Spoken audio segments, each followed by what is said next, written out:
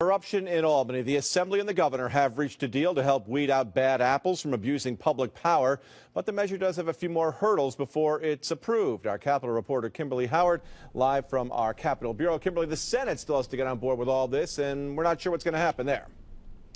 They do, Greg, and because the governor has tied ethics reform to the budget, the legislature only really has 2 more weeks to make a final decision.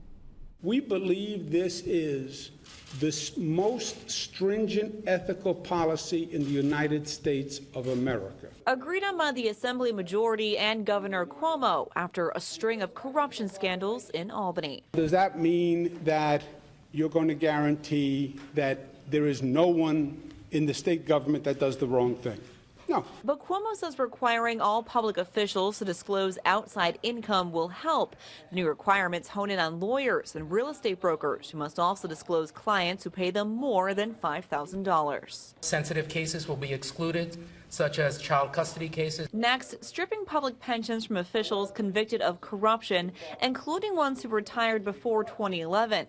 Business-related travel for legislators would also be watched more closely with an electronic verification system and a new website so the public can see who is traveling where and how much it costs. Speaking of expenses, campaign funds will be borrowed from personal use, such as residential home purchases, mortgage payments, rent, clothing, tuition payments. Although they can be used for attorney's fees as long as the public official isn't convicted. Finally, stricter regulations on disclosing campaign finance. The Assembly could impose most of these regulations on themselves right now, but in order for all government employees to follow them, they must also be approved by the Senate. If they have some suggestions that are intelligent, we'll listen to those also. We want to get a piece of legislation that does this.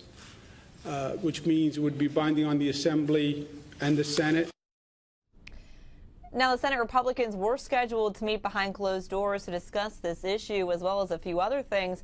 A spokesperson for the Senate Republicans says they're looking at these reforms closely, but he's not expecting any sort of immediate decision. Meanwhile, Senate Democrats released a statement saying they've been the most aggressive about ethics reform in the past.